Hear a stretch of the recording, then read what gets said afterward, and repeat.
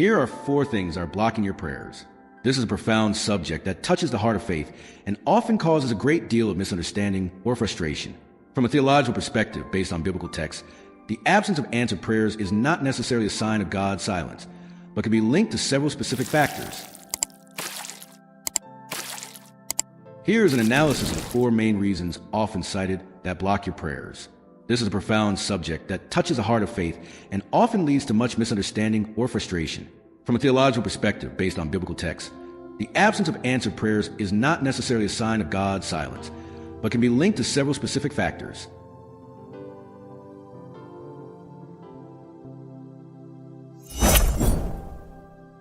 Point number 1, inappropriate motivations. One of the most frequently cited reasons concerns the intention behind the request. Prayer is not seen as a means of manipulating divine will, but of aligning oneself with it. Selfishness, asking for things solely for one's own pleasure or comfort, without regard for spiritual plan. You ask and do not receive because you ask wrongly to spend it on your passions. James 4:3. The first enemy of your prayers is your selfishness. Your selfishness does you a lot of harm without you even realizing it. In your prayers, you want everything for yourself alone, not even God. You don't think of Him. You want to satisfy yourself first. You don't even see your neighbor. You don't even think of him. The proof is that if your neighbor gets what you ask for in your prayers, you'll be sad, hurt, and humiliated instead of glorifying God. Your selfishness has destroyed many of your prayers and sent them to the bin of disappointment. Fight your selfishness in your prayers if you want to see things change. Selfishness, according to the dictionary, means excessive attachment to oneself that leads one to seek exclusively one's own pleasure and personal gain. Ask yourself these questions. When I pray, whose interest am I primarily seeking? Who stands to gain from this request? Here is a good example for addressing this issue of selfishness. For example, the prayer of Hannah, the mother of Samuel. 1 Samuel chapter 1, 9-11. Happy to see that after they had eaten and drunk at Shiloh, Hannah got up. Eli the priest was sitting on a seat by one of the doorposts of the temple of the Lord. In her deep sorrow, Hannah prayed to the Lord and wept bitterly. She made a vow, saying, Lord Almighty, if you will only look on your servant's misery and remember me and not forget your servant, but give her a son, then I will give him to the Lord all the days of his life, and no razor will ever touch his head. First, she made a vow to the Lord, that is, to give to God first. She set aside selfishness, like you, who ask for everything for yourself. Where is God's place in your prayers? What have you given to God in your prayers since you began to pray?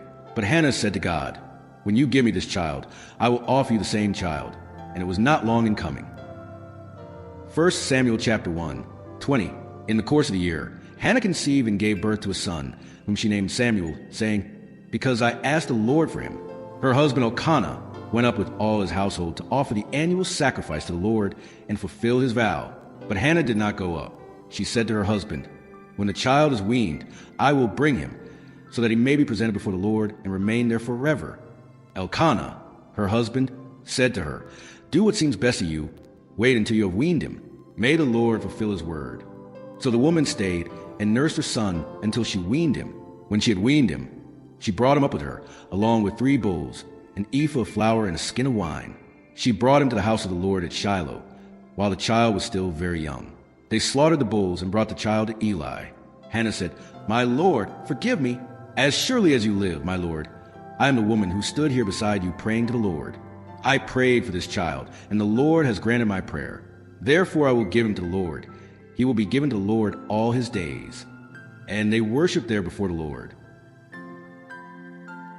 Have you noticed the difference between her prayer and your prayer? She had prayed a lot, just like you, without receiving anything.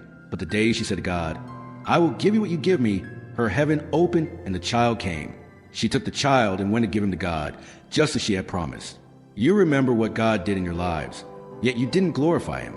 Woman, man, and child didn't give God back what he expected of them. Selfish and greedy. And now you want God to answer your prayers again? First, go and restore the glory of God that you had dishonored if you want him to answer your prayers again.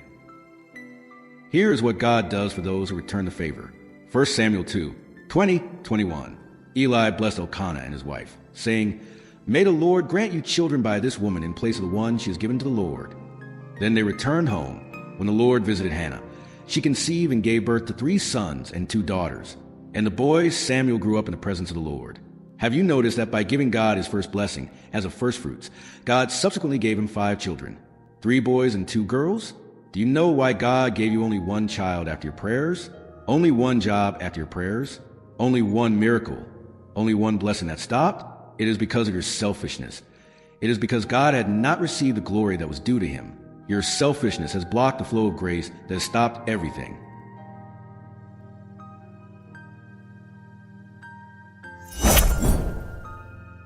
Point number 2, lack of faith or doubt.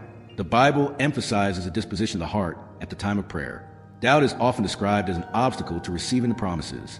Hesitation. Praying without conviction or with a divided spirit diminishes the effectiveness of the prayer. But let him ask in faith, with no doubting. For the one who doubts is like a wave of the sea driven and tossed by the wind. James 1:6. Why don't you trust God when you ask him for something?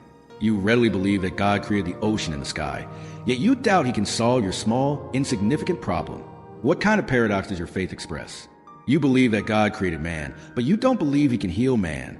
You believe he can create the mountain, but you don't believe he can remove the mountain. Faith only works when you interact positively with God. It doesn't work when you interact negatively with God. I would like to give you a simple and clear definition of faith. Remember and take note. Faith is a positive state of being, of pursuing what a person desires until they obtain it. If you become negative, faith gets stuck. If you become positive, faith takes off. What was the difference between the faith of David and the Israelites in the face of Goliath? David was positive and the rest of the people were negative. Don't be negative, because negation is synonymous with unbelief. Stay positive, because positivity is synonymous with faith. Confess and reconfess that you have it, and God will grant it to you. Mark chapter 11:24. Therefore I tell you, whatever you ask for in prayer, believe that you have received it, and it will be yours. Point number 3 is relational and moral obstacles. Christianity teaches that our relationship with God is closely linked to our relationships with others. Lack of forgiveness, holding on to bitterness or resentment towards someone can block answered prayers. Unconfessed sin, a deliberate break with the moral principles of faith. If I had cherished sin in my heart, the Lord would not have listened to me. Psalm 66:18. Do you know that unconfessed sin and a lack of forgiveness are a poison that extinguishes prayers? Make an effort to resolve your problems and not hold on to them in your hearts, lest they become spiritual barriers to your prayer. It is important not to neglect this aspect, because a lack of forgiveness destroys prayers like a nuclear bomb. Don't wait for the person who has offended you to come to you. It is up to you, the one who has been offended, to go to them and settle the matter with them, making peace between you. Matthew 5:23. Therefore, if you're offering your gift at the altar, and there remember that your brother or sister has something against you, leave your gift there in front of the altar. First go and be reconciled to them. Then come and offer your gift. Leave your offer in prayer. Go to your brother and be reconciled to them. And then come and continue your prayer. If you pray without arranging your prayer is simply blocked and cannot even move. The sin you neglect is a huge dam you have built that will prevent your prayers from flowing to the other side.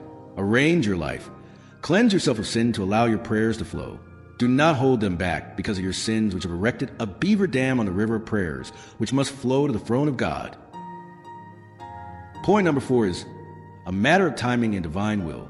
Sometimes the answer is no, but not now, or I have something better for you. Limited perspective. Human beings see the present, while the Christian faith assumes that God sees a whole life. Sovereignty.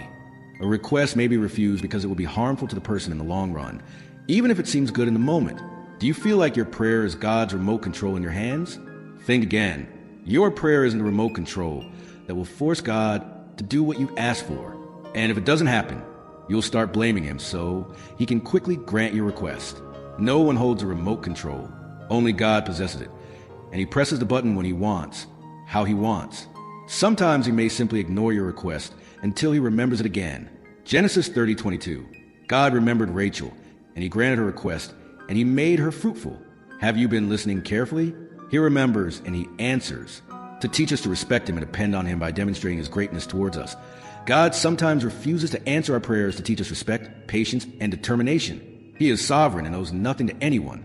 It is in these moments when God delays answering you that you will learn to trust him greatly.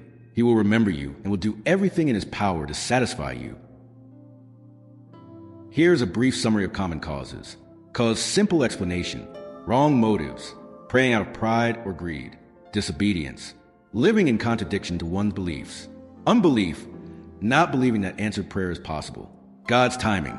The answer is delayed to build patience. A little bonus secret. The big secret to all of this boils down to making your prayers moments of communion with the Holy Spirit. If you'd like us to expand on this to help you in our prayer school, subscribe, share the video, and leave a comment asking us to develop more content on the secrets of answered prayers. God bless you.